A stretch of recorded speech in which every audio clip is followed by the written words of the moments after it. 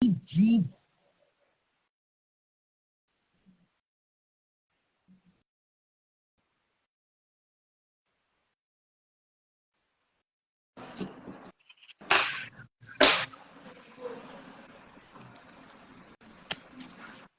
Kak Enggar. Halo, alhamdulillah bisa. Bentar ya, ini aku nyambil.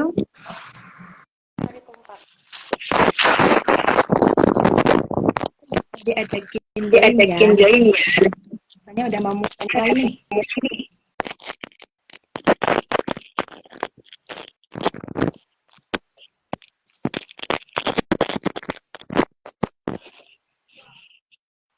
Halo Kak Revi. Halo Kak Enggar. Sebentar ya. Ya. Ini di luar ekspektasi banget karena ternyata aku harus ke dinas hari ini tuh tadi. Jadi Jadi gitu Kak. betul, ini aku mau meliput. Supaya bisa Enggar udah sama teman. bela-belain guys, teman-teman jangan lupa ya. Dapat gratis nih.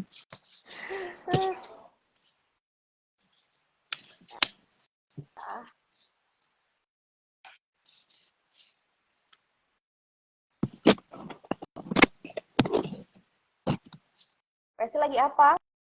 Sudah selesai kuliahnya? Lagi liburan Kak. Oh, Nanti lagi ganti. liburan, Masya Allah. Ya. Kenapa? Abis ini ganti semester kan Kak. Naik Oh, semester 3. oh iya benar. Udah semesteran ya. Kak Enggar gimana kabarnya? Sehat, alhamdulillah. Hari ini luar Kak Enggar ekspektasi. Kenapa? gimana Kak? Iya, gimana? Kak Enggar udah siap belum? Atau nunggu teman-teman nih yang lain pada jam dulu? Aku main nutrisi. Mungkin nunggu 5 menit lagi kali. Sekarang jam berapa? 16.04 ya? 2 menit lagi? Boleh.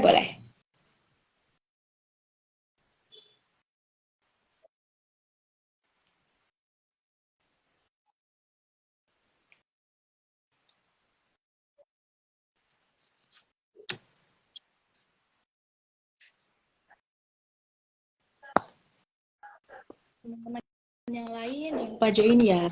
Bisa segera join. Karena misalnya udah mau mulai nih. Lumayan dapat ilmu gratis dari Kak Enggar.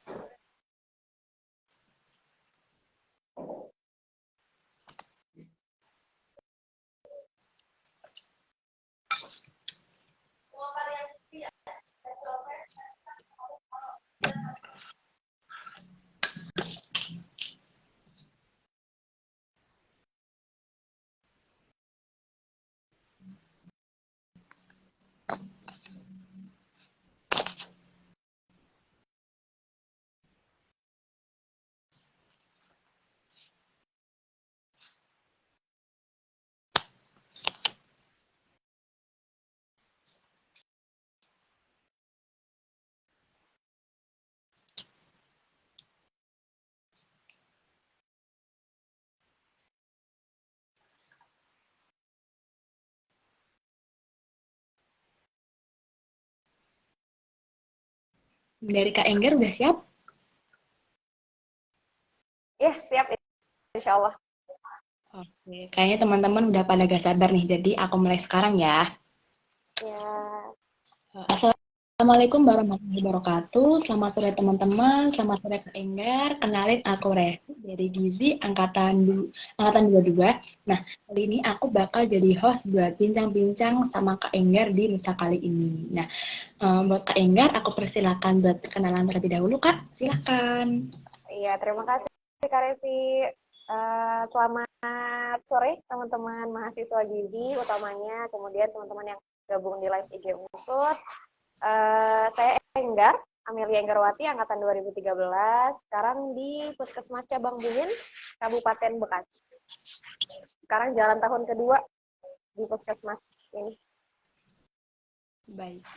Nah, Di minggu kali ini bersama Kak Enggar itu kita membawa judul ketahui peran alumni Gizi Unsur sebagai ahli gizi di lingkaran Puskesmas. Nah, jadi kita membawa pembicara Kak Enggar itu karena kita mau silaturahmi nih sama alumni Gizi Unsur. Jadi kita bawa pembicara Kak Enggar biar bisa bincang-bincang sama Kak Enggar. Tapi kita nggak sekedar bincang-bincang, kita mau bahas tentang pekerjaan Kak Enggar. Nah, karena pekerjaan Kak Enggar ini sebagai ahli gizi di Puskesmas, nah kita juga bakal bincang-bincang seputar hal tersebut. Sebelum kita beralih ke pertanyaan-pertanyaan lain, mungkin aku mau nanya dulu nih Kak, kesibukan akhir-akhir ini apa sih, apalagi sebagai ahli gizi di Puskesmas gitu Kak? Apa sih kesibukan Kak Enggar? Bisa diceritain dong Kak? Oke, kalau kegiatan gizi di Puskes tuh macam-macam ya, variasi banget. Ya, dibandingkan dengan di QC sama di rumah sakit, gitu, QC di industri, kemudian di rumah sakit. Mungkin kalau di Puskesmas lebih banyak ke terjun ke masyarakat. Nah, akhir-akhir ini kalau aku kebetulan di Puskesmas Cabang Bungin ini lagi mulai gencar-gencarnya untuk screening pasien-pasien malnutrisi, balita-balita malnutrisi. Ya, gizi ganda ya, ada yang gizi kurang, gizi lebih, seperti itu. Jadi lagi aktif di situ, training balita malnutrisi di kecamatan aku, kemudian lagi peningkatan pemahaman ibu hamil, ibu menyusui, ibu balita, terkait PMBA, pemberian makanan bayi dan anak. Jadi di puskesmas aku sekarang lagi concern di situ. Ada hal lain yang unik-unik atau bisa diceritain sama Kak Enggar gitu buat kita bincang-bincang santai dulu sebelum ke pertanyaan-pertanyaan nanti. Apa ya, kejadian-kejadian uniknya tuh karena Uh, memang di it, puskesmas aku itu, kenapa? uh, kan Kak Enggar bekerja di puskesmas di ahli gizi kan. Nah, uh, di puskesmas itu sebutan ahli gizi di puskesmas itu apa sih Kak? Atau sama ahli gizi atau ada sebutan lain gitu Kak?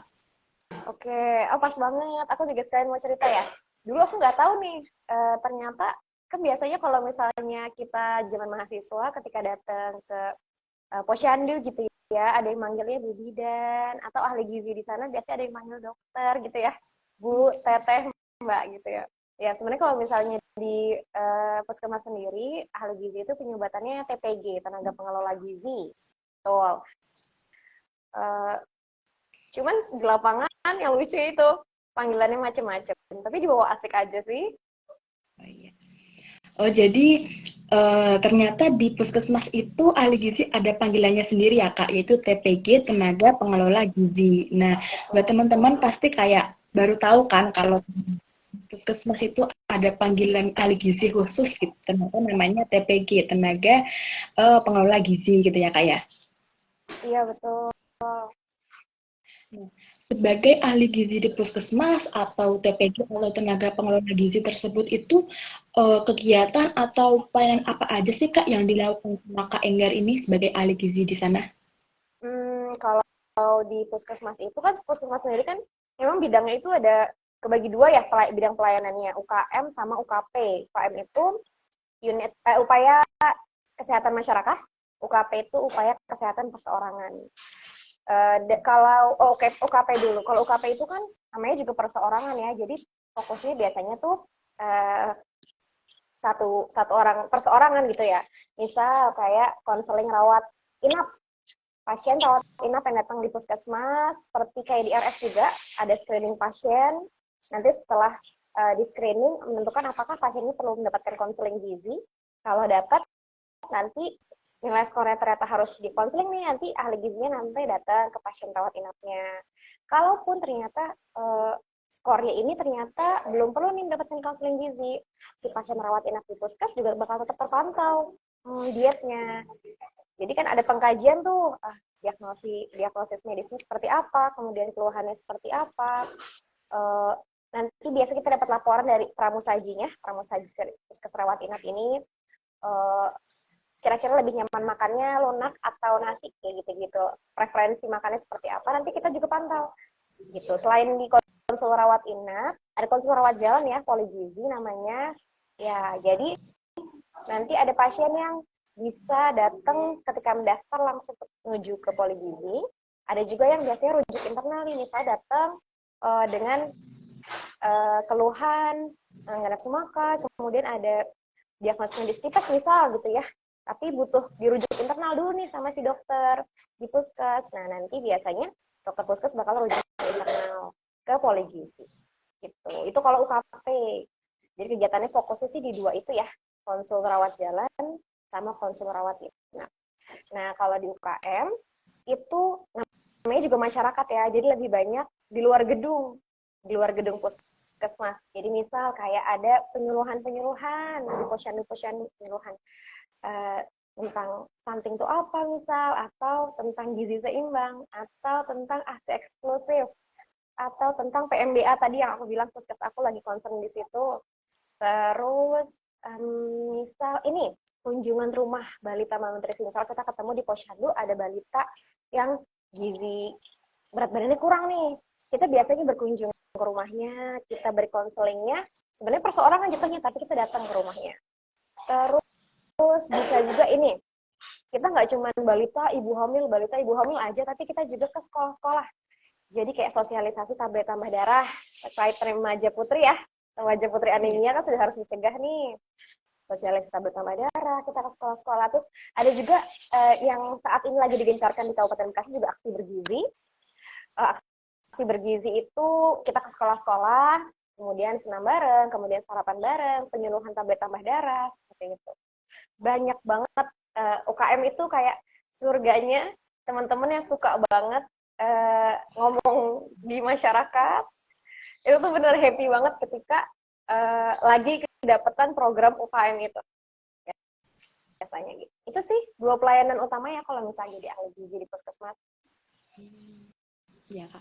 Jadi kegiatan sebagai ahli gizi di puskesmas ada dua ya, Kak. Istilahnya di dalam sama di luar. Di dalam itu kayak konseling gizi, cek pasien rawat inap, itu juga banyak banget kegiatan ahli gizi di lingkungan, kayak nanti ada sosialisasi, ada penyuluhan ke masyarakat desa-desa atau posyandu gitu ya, Kak. Oke. Dari kegiatan-kegiatan yang Kakak lakukan tadi, ada permasalahan gizi apa aja sih yang Kak Enggar tangani sebagai seorang ahli gizi di puskesmas? Ya, kalau karena kita kan di puskesmas itu kan mencakup satu kecamatan yang mana ya pasti dari bayi sampai lansia itu ada ya. Jadi ya itu masalah-masalah gizi itu sangat kompleks, banyak banget macam-macam.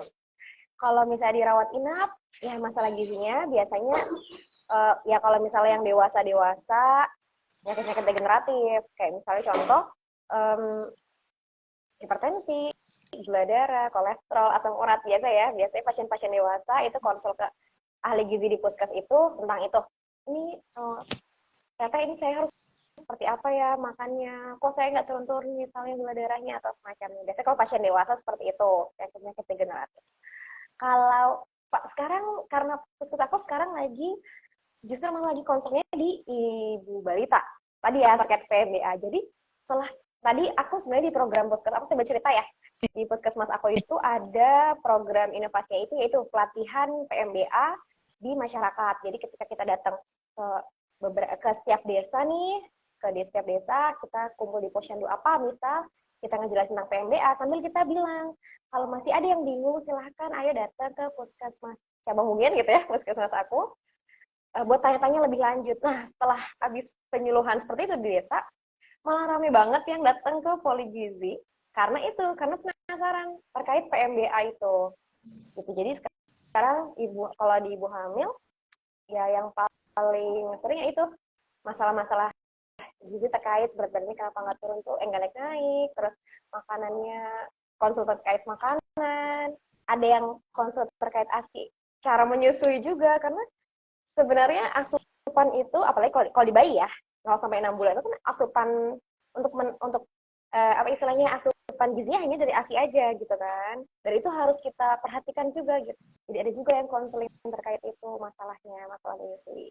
Itu kurang lebih sih masih banyak lagi sebenarnya. Iya Kak. Nah, dari permasalahan gizi yang ada, yang udah Kak Enggar ceritain tuh, kita sebagai mahasiswa gizi, terus Kak Enggar juga sebagai ahli gizi, bahkan orang-orang yang bukan dari latar belakang gizi tuh tahu kalau masalah gizi yang satu ini tuh benar-benar kayak perlu diwaspadai gitu, jangan disepelekan gitu, yaitu stunting ya Kak ya. Nah, menurut Kak Enggar tuh seburuk apa sih kasus stunting di Indonesia, gimana kayak menangani hal tersebut, mengatasi hal tersebut, gimana kita menanggapi hal tersebut, Kak? Hmm, berat ya pendapat tentang stunting di Indonesia gitu kan. Ini hanya pendapat dari seorang ahli gizi puskesmas aja ya. Aku ngelihatnya di lapangan yang sekitar aku aja. Uh, ya di wilayah aku sendiri pun masih ditemukan gitu ya balita-balita yang memang uh, tinggi badan atau panjang badannya kurang dari nggak sesuai sama usianya. Kemudian sebenarnya kata stunting ini nggak serta merta diberikan gitu, nggak serta merta dijudge ke seorang balita, seorang anak gitu. Karena ketika kita nemu berat badan uh, berdasarkan usianya, tinggi badan atau panjang badan berdasarkan usianya itu kurang dari usianya, itu kita harus telah mundur. Jadi nggak serta merta dikatakan stunting langsung TB per U sama TB per U-nya kurang nih langsung stunting, enggak. Jadi kita tarik mundur, kita tarik riwayat, kita ngobrol sama si ibunya. Berat badannya uh, setiap bulannya ketika penimbangan itu memang selalu di bawah uh, Z-score, kalau sebutannya kita ya, selalu di bawah Z-score, selalu di bawah idealnya atau enggak. Terus makannya gimana? Sering sakit enggak? Imunisasinya gimana? Jadi kita telaahnya jauh. Kita bacanya jauh dulu, kita gali gitu ya. Baru nanti kalau memang berdasarkan hasil galian kita, memang ternyata kan stunting ini kan kronis ya. Jadi berat badan yang kurang dalam jangka waktu yang lama kemudian mempengaruhi ke panjang badan sama tinggi badan si anak itu gitu ya. Asupannya kurang dalam jangka waktu lama sehingga mempengaruhi panjang badan sama tinggi badan. Ketika memang sudah mengarah ke sana, nanti kita biasanya berkoordinasi dengan si dokter. Nah, dokter anak harusnya memang, tapi karena memang di puskesmas itu tidak ada dokter anak, spesialis anak, jadi kita konsulnya dengan dokter umum di puskesmas. Setelah diskusi dengan dokter umum di puskesmas, memang nih anak kita duga mengarah ke arah stunting semisal, nanti kita akan berkoordinasi dengan pihak dinas kesehatan. Kita akan berkoordinasi juga dengan RS yang memang perlu dirujuk gitu ya. Jadi nanti kalau teman-teman terjun di puskesmas itu nanti bakal tahu alurnya seperti apa, rujukan balita stunting itu gitu. Jadi nggak puskesmas aja yang ngurus tuh enggak. Jadi kita koordinasi sama dinas kesehatan, sama rumah sakit rujukan seperti itu. Terus dipantau kayak gitu. Nah, kalau stunting di Indonesia, dari kecamatan aku sendiri, aku ngelihatnya memang kemungkinan besar itu karena paling banyak itu ya tadi ketidaktahuan si ibu balitanya, ibu bayinya atau ibu hamilnya barangkali selama mau mempersiapkan itu nggak tahu gimana cara memberikan makanan bayi dan anak yang tepat. Kemudian asa eksklusifnya. Jadi banyak pemahaman dari ibu-ibu ini yang masih belum tepat gitu. Selain ya faktor-faktor yang lain seperti ekonomi, kemudian faktor sosial, itu juga pasti sangat berpengaruh ya ke asupan. Ya, kita sudah tahu nih sebenarnya ini nggak boleh, itu nggak boleh, itu harus ditambah, itu harus dikurangi. Tapi kalau kemampuan daya belinya kurang, jadi nggak bisa juga. Jadi ini tuh multifaktor, banyak penyebab. Ya, kita coba perbaiki dari bidang kita dulu aja. Seperti itu. Iya, jadi kayak ada anak kecil nih, kayak pendek, kurus, kita nggak bisa kayak, oh ini stunting, nggak bisa gitu, harus ada teliti lebih gitu. Nah, telitinya juga harus ada uh, dari orang-orang terkait kayak dokter anak, dokter umum itu, terus dinas-dinas kesehatan gitu. Nah, itu juga karena apa? Ketidaktahuan ibu ya Kak. Nah, jadi kayak di sini peran ahli gizi puskesmas di kegiatan di luar tadi kayak sosialisasi itu terkait buat para ibu-ibu tentang stunting ini jadi penting banget ya Kak ya. Karena apa ya? Stunting ini benar-benar berpengaruh terhadap masa depan anak-anak, apalagi nanti Indonesia di generasi emas 2045, jangan sampai stunting terus naik gitu, karena berdampak buruk sama kualitas generasi Indonesia gitu ya Kak ya. Setuju Nah, banget. Jadi ya, ya gimana Kak? iya betul. Jadi sebagai ahli gizi nih, calon-calon ahli gizi mahasiswa yang di sini kita siapin bareng-bareng gitu ya. Jadi nggak kaget nanti ketika terjun di lapangan. Nah, Kak Enggar ini pernah dengar gak ya? Karena selain masalah stunting tadi tuh, aku kayak pernah dengar ada banyak ibu-ibu gitu yang khawatir buat bawa yang kena masalah gizi nih buat dalam ke puskesmas gitu. Padahal anaknya nih kena masalah gizi, tapi ibunya takut buat bawa ke puskesmas.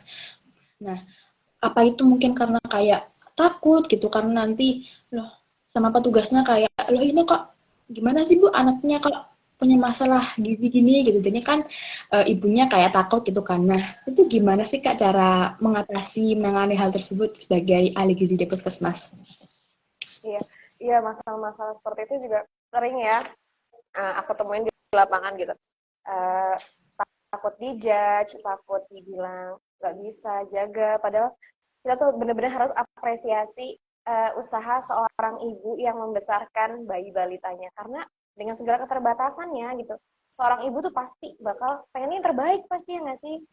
Nah, dengan segala keterbatasannya ternyata salah, ternyata kurang, kemudian jadi khawatir, dijudge, kan kasihan ya.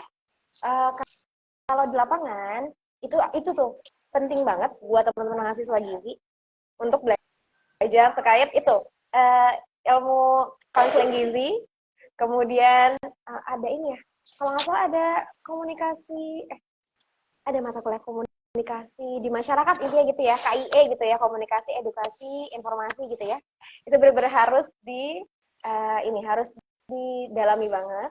Memang sih harus praktek baru benar-benar ngeh gimana caranya. Nah mungkin sedikit dari aku, poin paling pertama ketika kita ketemu pasien seperti ini gitu ya, ibu yang memiliki balita yang malnutrisi tapi takut datang ke puskesmas, adalah pertama empati. Itu paling penting. Kita harus empati dulu, kita harus merasakan ada di posisi dia dulu, walaupun pasti sulit ya, pasti nggak bisa gitu. Tapi kita harus usaha buat berada di posisinya dia, baru tuh kita bisa telaah sebenarnya masalah utamanya itu di mana. Kita gali lagi. Ini satu lagi, seorang ahli gizi itu penting banget buat menggali sedalam-dalamnya informasi dari pasiennya dia. Itu yang kadang kita lupa. Jadi nggak langsung kita ceramah ini itu tanpa tahu background-nya seperti apa. Kita udah ceramah nih, harus makan ayam, ikan, daging, tapi daya belinya nggak ada ternyata. Terus mau gimana? Nggak menyelesaikan masalah kan? Ya, jadi poin keduanya setelah kita empati, poin keduanya adalah ngegali informasi sebanyak-banyaknya. Semua beneran semua kita tanya. Biasanya itu yang umum-umumnya, kalau misalnya tadi ya kasusnya balita malnutrisi yang malu gitu ibunya, kebiasaan makannya seperti apa, di rumah biasanya ada makanan apa, ibunya biasanya menyediakan makanan di meja makannya itu apa. Jadi kita melihat nih kebiasaan makan di rumah di meja makan itu seperti apa. Terus ya biasanya sosial ekonominya seperti apa, biasanya kan ketahuan ya pekerjaannya, latar pendidikannya, jadi kita bisa tahu kita harus menggunakan bahasa seperti apa gitu ya. Pokoknya penggalian sedalam-dalamnya terkait si pasien ini yang kedua. Yang ketiga, baru kita bisa memberikan solusi sesuai sama tadi kondisi yang sudah digali. Seperti itu. Dan penting banget buat selalu bukan memuji, mengapresiasi si ibu itu. Ketika kita lagi konseling, kita udah empati, kita udah ngegali, kita udah ngasih solusi, di sela-sela itu sering-sering kita mengapresiasi usaha si ibu ini. Gitu ya. Sekecil apapun hal yang baiknya, jangan hal negatif diapresiasi ya. Kita nemu nih hal baik nih, misal kita nemu si ibu ini cerita,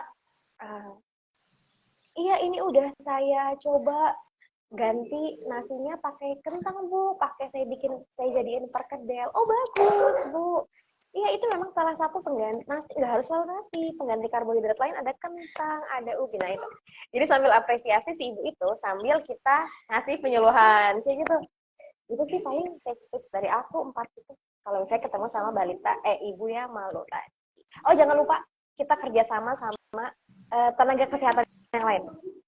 Di puskesmas, itu penting banget kerjasama sama bidan desa, sama bidan koordinator, karena mereka yang benar-benar tahu balita-balita atau semua masalah gizi, masalah kesehatan di desanya masing-masing. Itu penting banget. Jadi nanti biasa, sama kader, jangan lupa. Kita harus menggayat kader. Bidan desa, kader, sama bidan koordinator itu penting banget buat kita rangkul. Jadi enak banget kalau misalnya kitanya kebingungan dengan bahasanya si ibu, nanti bisa dibantu sama bidan desanya, sama kadernya. Jadi nggak sendirian kitanya. Jadi kalau ada anak kena masalah gizi terus dibawa ibunya berani bawa ke puskesmas itu jangan disalah-salahin, jangan dimarahin gitu karena kita nggak tahu latar belakang hal tersebut itu kenapa gitu. Jadi kita harus kayak kembali ke belakang gitu. Gimana sih kok bisa anaknya gitu dan kita jangan asal menuduh sembarangan dan kalau kita juga perlu apresiasi dengan usaha yang udah ibu tersebut lakukan gitu biar mental ibunya juga nggak langsung down gitu ya kayak jangan sampai kayak bener-bener gampang mas lagi gitu malah jadinya nanti tambah parah gitu ya kayak. Betul, setuju. Kak Resi kayaknya udah jadi calon ahli gizi di puskesmas nih. Amin. Amin. Dari masalah-masalah gizi tadi kayaknya banyak banget tantangan-tantangan yang dilewati oleh seorang ahli gizi. Nah, tantangan apa sih yang Kak Enggar lewati selama ini sebagai seorang ahli gizi? Ya, tantangannya pasti banyak ya. Masing-masingnya di RS juga pasti banyak tantangannya, di puskes juga banyak tantangannya. Kalau yang aku alamin tuh, pertama apa ya? Oh, ini memahami kebiasaan tempat gitu. Memahami kebiasaan tempat karena kalau di puskesmas aku ini masuknya kan ke pedesaan semi perkotaan gitu ya. Jadi nggak yang perkotaan banget gitu ya, yang pasti tingkat pengetahuannya sudah tinggi gitu ya. Jadi ya itu tantangannya adalah menyesuaikan dengan kebiasaan setempat. Jadi kita sebelum terjun ke lapangan kita harus tahu daerah itu tingkat pemahamannya seperti apa, kebiasaan seperti apa, budayanya seperti apa, mitos-mitosnya seperti apa. Itu kita harus belajar banget. Jadi pas awal-awal dulu aku di puskesmas, itu yang kita cari tahu dulu kebiasaan di masyarakatnya seperti apa.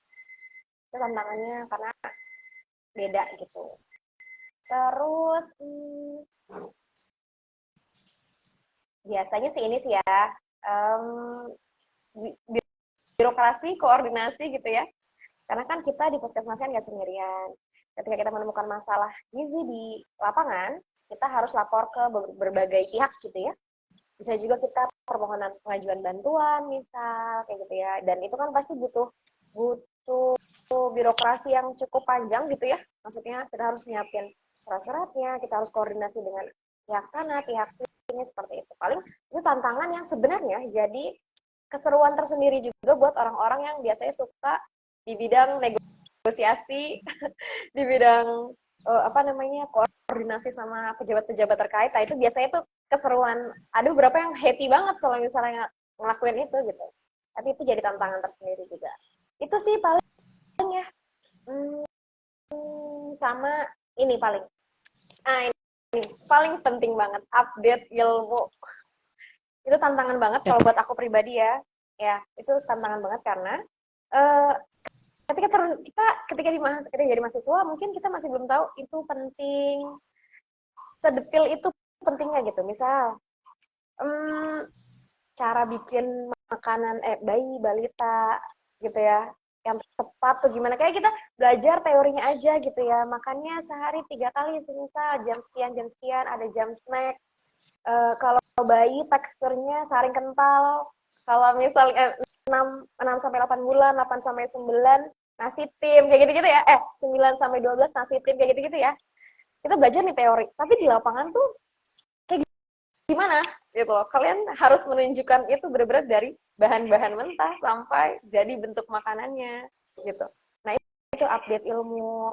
Kita juga harus nanti, nah mungkin di akhir juga aku bakal ini ya, nyaranin teman-teman buat sebelum terjun di puskesmas, yaitu ada beberapa materi yang saran aku harus diisi gitu. Jadi nggak mentah-mentah banget ketika terjun ke lapangan. Itu sih tantangannya paling update ilmu. Baik-baik. Nah, dari tantangan-tantangan yang Kak Enggar sebutin tadi tuh kayak peran ahli gizi di puskesmas itu benar-benar penting gitu Kak. Sepenting apa sih peran ahli gizi di puskesmas itu? Perannya penting banget. Karena kita itu nggak cuman ngomongin dari ngomongin balita malnutrisi yang sudah jadi balita malnutrisi gitu tiba-tiba. Kita punya peran buat mencegah loh. Kita punya peran banget buat mencegah itu terjadi. Jangan sampai balitanya sudah terlanjur berat badannya kurang, berat badannya sudah terlanjur lebih, sudah terlanjur kek. Ibu hamil kek masih bisa lah ya kita cegah. Pokoknya jangan sampai balita sudah terlanjur stunting gitu. Jangan sampai itu terjadi. Kita tuh punya peran buat mencegah itu. Kita tarik mundur gimana cara supaya itu tidak terjadi. Gitu. Makanya nah ini peran di puskesmas itu promotif dan preventif. Jadi meningkatkan kesehatan masyarakat dan mencegah si kesehatan itu menurun gitu. Peran di puskesmas itu sebenarnya kan utamanya di promotif sama preventif. Nah, peran gizi kita mencegah jangan sampai si balita-balita ini mengalami masalah malnutrisi. Oke, baik. Nah, jadi peran ahli gizi nih benar-benar penting ya. Jadi buat teman-teman kayak jangan anggap sepele, jangan remehkan peran ahli gizi di puskesmas karena ahli ini ya, banyak tantangan, banyak pengorbanan demi kesehatan kita semua ya Kak ya. Betul.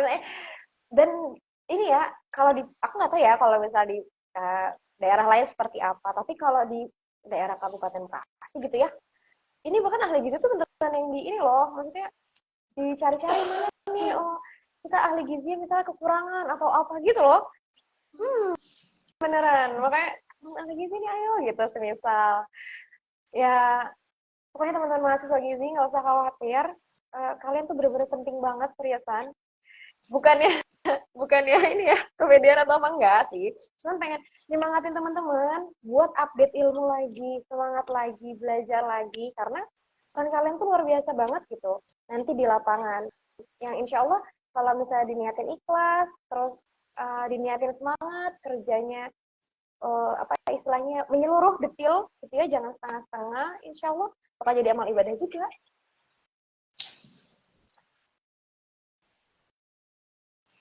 Nah, dari sekian banyaknya tantangan, terus masalah-masalah yang ahli gizi di puskesmas ini hadapi, masa Kak Enggar kayak kerja serius, sepaneng terus gitu, masa kayak gak ada seneng-senengnya, gak ada asik-asiknya, seru-serunya gitu Kak? Enggak dong, seru banget tahu ahli gizi di puskesmas tuh, malah karena sering di lapangan ya, kan kalau misalnya di lapangan itu aku misal sosialisasi tablet tambah darah rematri di sekolah-sekolah, ketemu sama murid-murid remaja yang masih muda-muda. Jadi aku berasa muda gitu ya. Acara aksi bergizi nih yang senam bersama, sarapan bersama. Itu kayak ini nggak sih NGTS ya? Kalau di masih ada nggak ya acara yang ke Apa tuh? sekolah-sekolah di Himagi, Uh, di Himagizi Unsur? yang seperti gimana Kak? Ada acara ke sekolah-sekolah nggak, ke SMA atau SMP gitu? Acara himanya? Oh, Atau biasanya ada Kak. udah berganti? Mungkin ada apa divisi yang program kerjanya atau akulnya itu ya Kak. Tapi biasanya kayak pemberian kayak donasi gitu Hmm, berkunjung ke anak-anak kecil gitu Kak. oh gitu, oke oke. Iya, ya apapun itu ya bentuknya gitu. Nanti kalian kalau misalnya yang terdulunya pas mahasiswa terbiasa ke sekolah-sekolah, ketika di puskesmas pun ada kegiatan-kegiatan kayak gitu. Ke sekolah-sekolah sosialisasi tablet tambah darah kalau di aku, sama ada aksi bergizi itu ya yang senam bersama, olahraga bersama. Jadi berasa muda. Terus serunya lagi kalau misalnya lagi ketemu sama ibu-ibu. Misalnya kita lagi penyuluhan tentang tadi PMBA misal di Posyandu, ngobrol sama ibu-ibu, ya ada aja celetukan kayak yang apa, nggak bisa, nggak ngerti, kayak gitu-gitu. Itu lucu-lucu loh sebenarnya. Di lapangan tuh seru banget.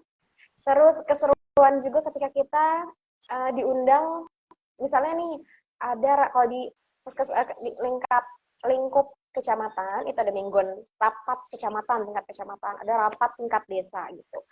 Nah, pihak puskesmas kan pasti akan diundang. Nah, Gizi juga sering datang gitu, sering ikut, sering melaporkan keadaan masalah gizi di wilayah kecamatan itu seperti apa sih, kayak gitu. Nah, itu ya keseruan tersendiri buat orang-orang yang suka, tadi saya bilang, suka dengan dunia-dunia itu ya, negosiasi, diplomasi gitu, betul. Itu juga bakal jadi hal yang seru sendiri, ketemu sama orang-orang yang penting gitu ya. Ya, itu jadi seru. Oh, terus ini, aduh, ini tuh yang sampai sekarang tuh kadang suka jadi penyemangat banget. Adalah ketika si balita yang kita pertama kali temukan itu berat badannya sangat kurang. Terus kan kontrol nih setiap bulan, kita pantau, kita beri saran ini itu. Terus pas datang kontrol setelah sekian bulan gitu ya, ternyata berat badannya sudah mulai normal. Aduh, itu tuh bener, terus ibunya tuh yang sangat, istilahnya sangat bersyukur, sangat berterima kasih. Itu tuh bener kebahagiaan yang nggak tergantikan, seriusan. Itu ketika upaya kita selama beberapa bulan ini untuk mendukung si balita ini untuk normal kembali itu terbayarkan. Itu happy banget juga. Jadi keseruan itu banyak banget. Jadi ahli gizi di puskesmas, insya Allah ya. Ya terlepas dari pasti ada masalah, tantangan, gitu. Itu juga ada pasti. Tapi keseruannya banyak. Jadi kalau anak-anaknya atau mereka-mereka yang terkena masalah gizi terus udah sembuh atau udah normal istilahnya, jadi kayak ahli gizi juga kayak seneng banget gitu, merasa berhasil gitu ya kayak. Betul, setuju banget. Itu happy banget kalau misalnya setiap ketemu balita yang kayak gitu. Nah, dari tadi yang udah kita bicarain, yang udah Kak Inga ceritain, kayaknya nih ada yang tiba-tiba pengen jadi ahli gizi di puskesmas nih Kak. Oh ya? Nah, apa yang bisa mereka persiapkan gitu biar mereka bisa menyiapkan lebih dari awal, bisa persiapannya lebih matang gitu Kak. Nah, gimana sih caranya Kak persiapannya gitu? Persiapannya ya? Kalau ini maksudnya persiapan yang bisa dilakukan selama jadi mahasiswa sekarang ini gitu ya? Ya. Sebelum terjun di lapangan gitu kan maksudnya? Nah, ini pas banget sama yang tadi pengen aku sampaikan itu, apa aja sih sebenarnya yang harus disiapin. Karena jujur dulu pas awal-awal itu aku merasa aku sangat mentah. Kayak, aduh, tau gitu aku dulu belajar ini gitu ya. Ya, yang harus disiapin, pertama terjun dulu, yang lamar dulu di puskesmas. Ya, nanti pokoknya, enggak, itu bercanda. Yang harus disiapin ketika jadi mahasiswa, pertama, mental dulu.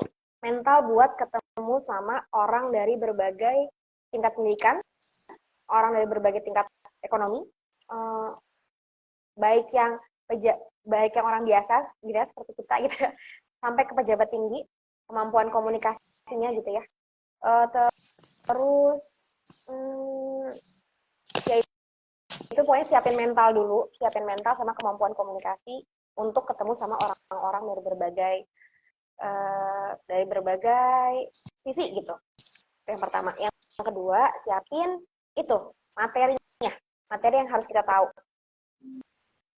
Ini ya penting banget buat teman-teman sebelum terjun di lapangan itu untuk tahu banget, pasti ada pelajaran GDDK, gizi dalam daur kehidupan, ya. Ya, GDDK itu beneran diterapin banget. Mungkin kalau bisa kalau di lingkup mahasiswa, mesti materi kuliah, itu mungkin masih kulitnya aja. Teman-teman tuh harus semangat buat cari detailnya. Contoh, ASI eksklusif.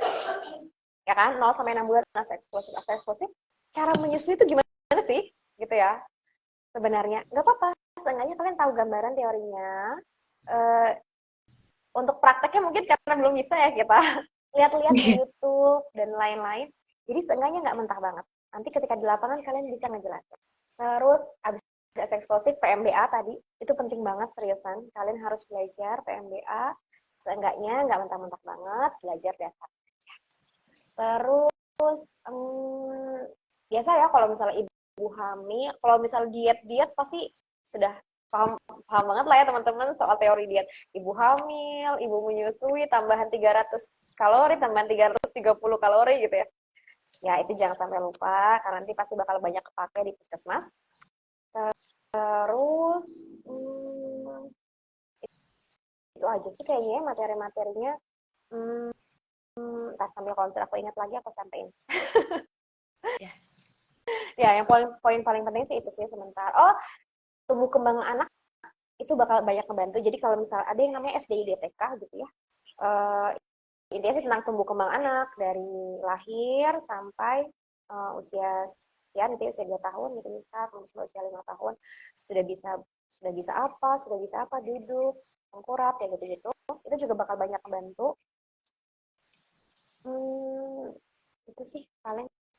Oh, ini ketika misalnya nih teman-teman nemuin masalah gizi, itu kan tadi aku bilang gali dulu gitu ya.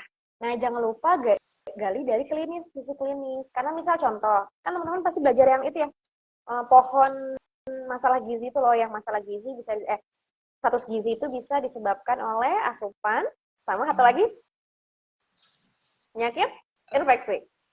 Ya kan, penyakit gitu ya. Nah, ini penyakit infeksi ini jangan kita ngomongin asupan terus, tapi kita juga harus perhatiin ya penyakit infeksi. Karena itu banyak banget berpengaruh terkait masalah gizi di lapangan. Contoh nih, aku spill sedikit gitu ya. Misal kita ketemu balita. Pas awal-awal tuh aku nggak paham ini. Kita balita, terus si balita ini nggak mau makan gitu.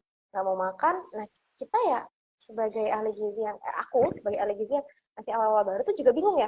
Karena kita itu pahamnya ya, coba kasih makan sedikit-sedikit, coba divariasiin makanannya, coba diganti makanannya misalnya dari nasi jadi kentang gitu ya, kita seputarnya makanan gitu ya, variasiin makanan gitu-gitu. Nah ternyata aku pas awal-awal tuh masih bingung soal penyakit infeksi. Ternyata memang ada beberapa penyakit infeksi yang bisa menyebabkan si anaknya nggak mau makan. Salah satunya itu, kalau yang sering aku temuin itu balita yang HB-nya rendah. Nah, balita yang anemia seperti itu ya, itu bisa menyebabkan si anak itu susah buat nafsu makannya memang sedikit gitu.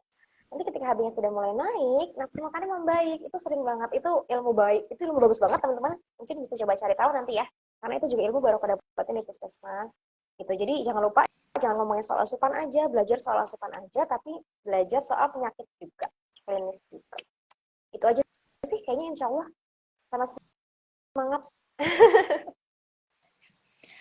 Oke nih, kita udah dapat udah dapat rahasia nih, biar bisa persiapan jadi ahli gizi di puskesmas lebih matang. Nah, jadi teman-teman yang mau jadi ahli gizi di puskesmas bisa dipersiapkan sesuai sama apa yang Kak Enggar kasih tahu tadi. Jadi mungkin jadi ahli gizinya lebih oke gitu, karena persiapan sebelumnya udah lebih matang gitu ya Kak ya. Betul, setuju. Semangat ya. Siap. Nah, dari teman-teman mungkin ada yang masih kepo atau masih bingung-bingung atau ada yang perlu ditanyain mumpung sama ahli gizinya langsung sama orang lain yang langsung di sini sama Kak Enggar, bisa ditanyain di sini di kolom komentar ya teman-teman.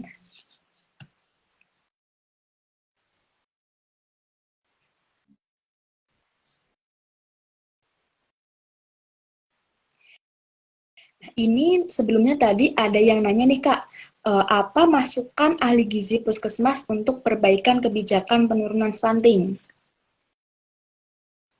Terus ada juga deh, Kak, apa yang bisa kita lakukan agar peserta bisa datang di acara penyuluhan yang kita adakan? Pertanyaan yang pertama dulu ya, yang tadi apa ya? Perannya ahli gizi di puskesmas? Masukan ahli gizi puskesmas untuk perbaikan kebijakan penurunan stunting. Masukan ahli gizi puskesmas terkait kebijakan penurunan stunting. Iya, kalau untuk kebijakan penurunan stunting, kalau karena ngomonginnya kebijakan ya, pasti turunnya dari pemerintah pusat, dari Kementerian Kesehatan, kemudian turun ke Dinas Kesehatan, gitu ya. Kalau kebijakan pasti mereka gitu ya.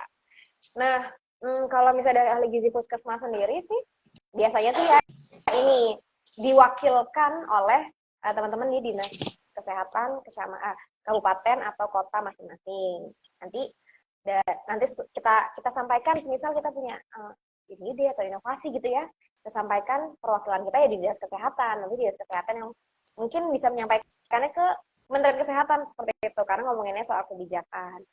Tapi kalau untuk istilahnya program pencegahan stunting yang bisa kita lakukan itu apa sebagai ahli gizi puskesmas, ya tadi yang aku bilang, teman-teman bisa mulai dari lingkup, kalau bisa di puskesmas, lingkup kecamatan teman-teman dulu,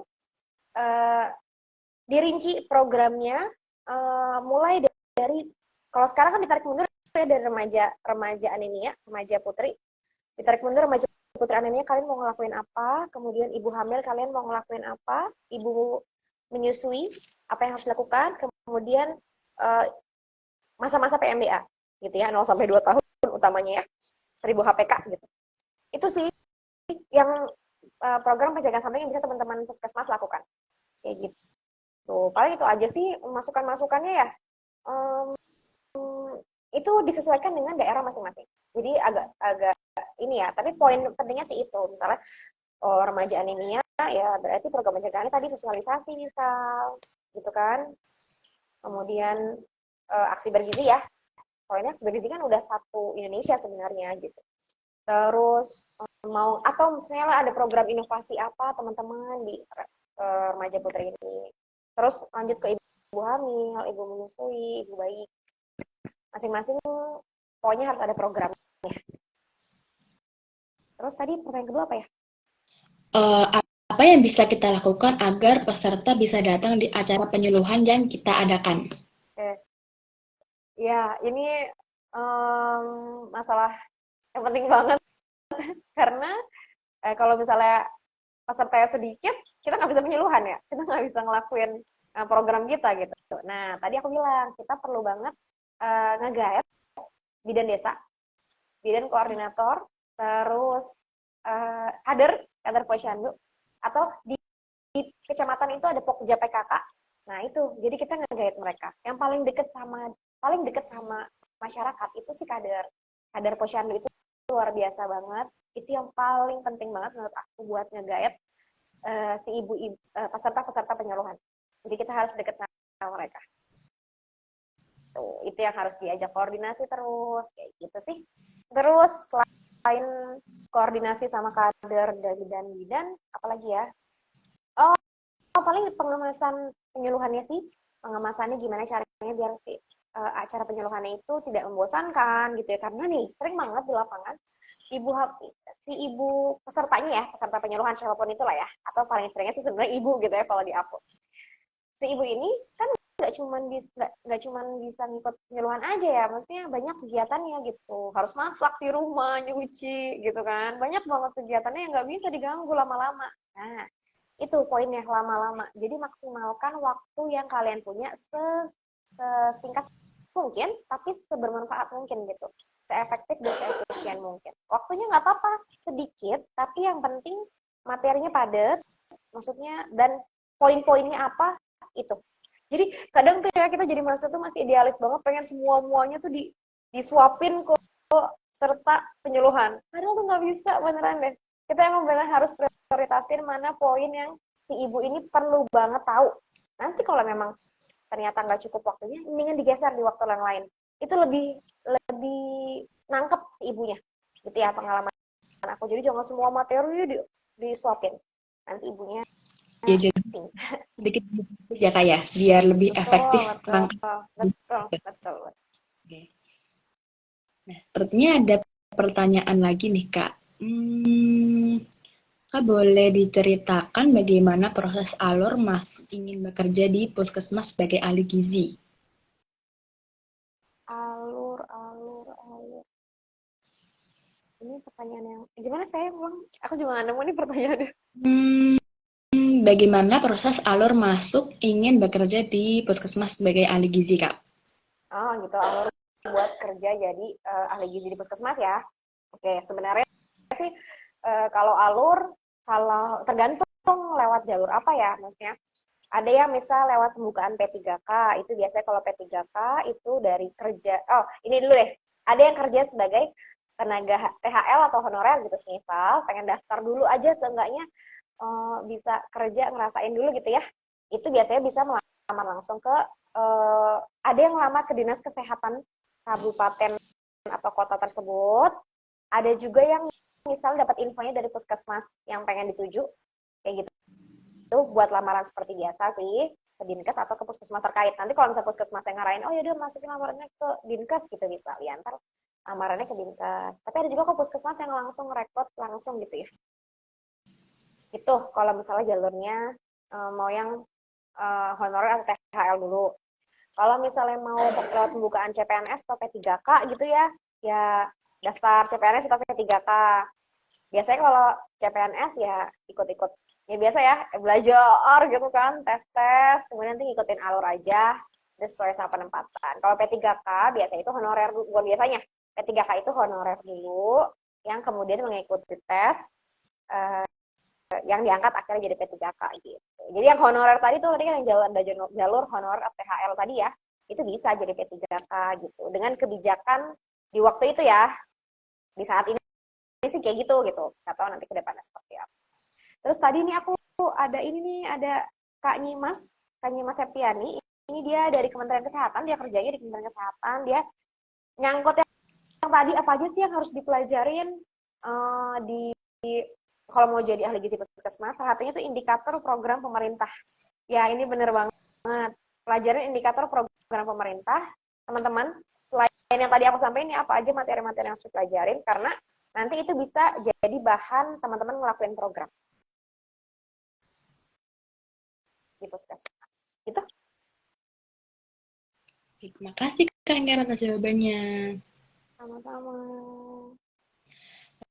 Tapi ini kayaknya banyak banget ya pertanyaan yang datang dari teman-teman, tapi sayangnya kita cuman membuka 3 sampai 4 pertanyaan aja nih. Nah, buat teman-teman yang masih pengen nanya-nanya sama Kak Enggar, mungkin bisa yang nanya langsung sama Kak Enggar, mungkin siapa tahu ketemu sama Kak Enggar, atau bisa follow IG alumni Gizi Unsut nih, yang dipakai Kak Enggar, namanya Ganes Unsut ya Kak ya, biar bisa Ya, jangan lupa komunikasi. follow.